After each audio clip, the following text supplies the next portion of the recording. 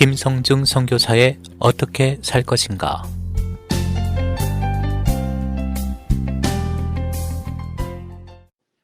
이솝 5화에 나오는 개미와 배짱이는 우리 모두에게 익숙한 이야기입니다.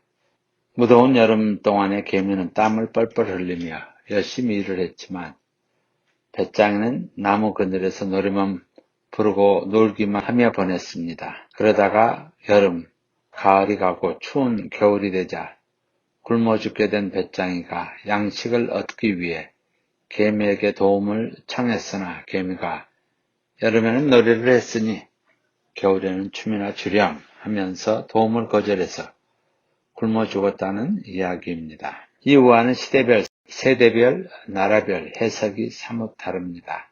내가 국민학교, 초등학교를 다닐 때는 보릿고개를 넘나들며 가난 가운데 살았기에 나라는 가난을 벗어버리기 위해 새마을운동, 잘 살아보세 9월에 살던 때라 개미의 부지런함과 근면성, 또한 배짱이의 게으름의 결과를 일깨우는 좋은 예화였습니다. 무엇보다 산업발전기 근면을 강조하던 그 시기라 개미와 배짱이는 우리에게 깊이 인식되어 온 이야기 중에 하나였습니다. 하지만 요즘 세대들은 다르게 생각합니다. 개미는 일생 동안 죽도록 일하다 허리 디스크가 생겨서 아주 힘들게 고생하고 배짱이는 우연히 음반 제작자를 만나 성공하여 개미보다 더 큰 부자가 되었을 것이라 합니다. 더욱이 요즘 20대, 30대는 현실을 중시하는 욜로 문화방식으로 해석합니다. 욜로, YOLO는 한 번뿐인 인생이란 You Only Live Once의 이니셜 YOLO를 따 만든 것으로 지금을 즐기며 사는 태도를 일컫는 신조어입니다. 오늘의 즐거움보다 미래를 위해 투자했던 부모 세대와는 달리 지금 가진 것으로 현재의 삶을 즐기겠다는 생각입니다. 나라에 따라 개미와 배짱이는 해석이 또한 다릅니다. 일본파는 배짱이가 겨울에 개미의 문을 두드리자 안에서 아무 소리가 나지 않자 문을 부수고 들어가니 개미가 죽어 있는 것이 아닌가. 열심히 일만 하던 개미는 즐기고 쉬어야 할 겨울에 과로사로 죽자 배짱이가 재산을 독차지했습니다. 미국식 버전은 배짱이는 마침 지나가던 음반 계획자가 배짱이 노래에 반해 음반을 내게 되어 크게 유행해서 돈방석에 앉게 되었고 개미는 너무 열심히 일하다가 허리디스크에 걸려 눕게 되어 그동안 벌어놓은 재산은 병원비와 생활비 등으로 온데간데 없어져 거의 빈털터리가 되었습니다. 사실 곤충학자의 연구에 의하면 1000마리의 개미에 번호를 붙여 연구한 결과입니다. 일개미는 약 23% 정도에 불과하고 나머지 80%는 병정개미, 여왕개미, 숙개미들로 그저 왔다 갔다 할 뿐 일하지 않는다고 합니다.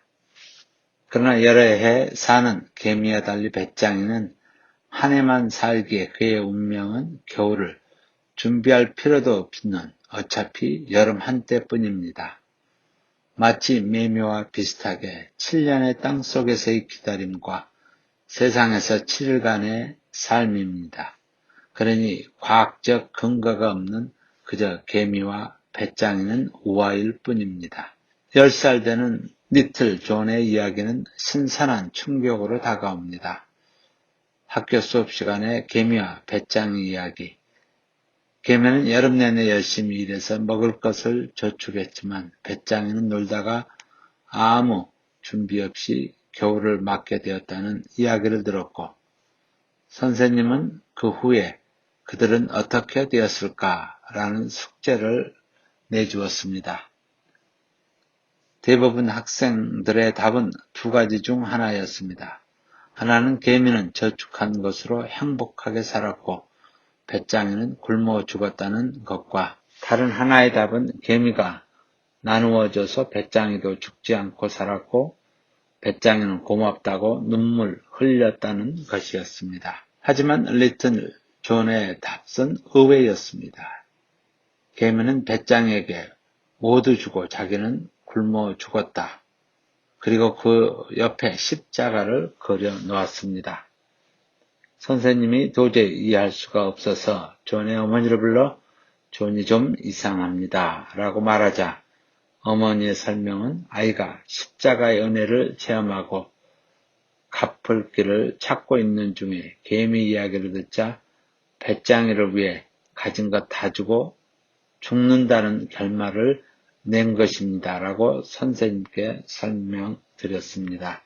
빌립보서 2장 6절에서 8절에 예수님은 하나님은 번제시나 하나님과 동등됨을 취할 것으로 여기지 아니하시고 자기를 낮추시고 죽기까지 복종하셨으니 곧 십자가에 죽으심이라. 나를 살리기 위해 십자가에 죽으셨다. 이게 말이 되는가? 십자가의 복음은 이성적으로 논리적으로 말이 안 되며 성령의 도움이 없이는 감도 오지 않습니다.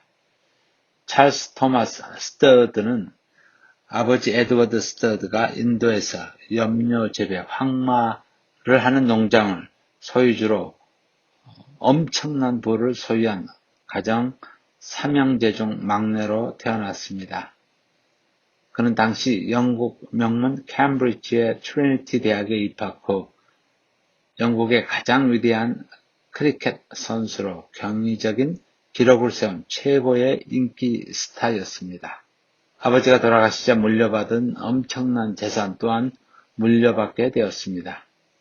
죽음의 목전에 이른 둘째 형 조지 스터드를 병원에 문안갔다가 깊은 고민에 빠져 이 세상의 명예와 쾌락 그리고 부가병으로 죽어가는 형에게 무슨 가치가 있단 말인가? 나 역시 다를 바가 없지 않는가?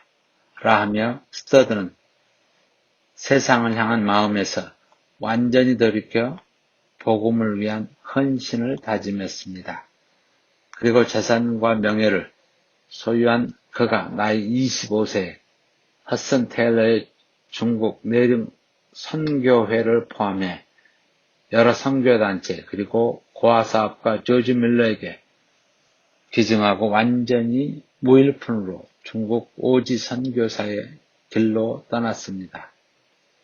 사람들은 왜 평생 편안히 살 수 있는데 유산받은 재산을 다 주고 그렇게 스터드가 중국 오지 선교사로 떠났는가? 라고 묻자 그는 이렇게 고백했다고 합니다. 만일 예수 그리스도가 하나님이고 나를 위해 죽으셨다면 내가 그분을 위해 하는 어떤 희생도 결코 클 수 없습니다. 라고 했습니다.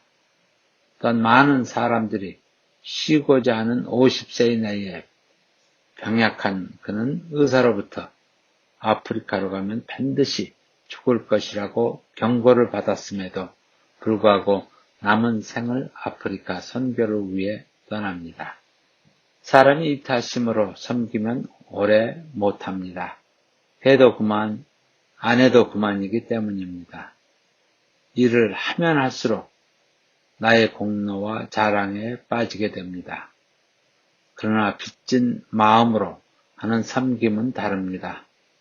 찰스 토마스 스터드는 71세로 죽기까지 아프리카 선교를 위해 남은 생을 들이며 쓰임 받을 수 있어서 행복했습니다. 라는 말을 남기고 생을 마감합니다. 빚진 마음, 십자가의 사랑 때문이었습니다. 지금까지 김성중 선교사의 어떻게 살 것인가였습니다.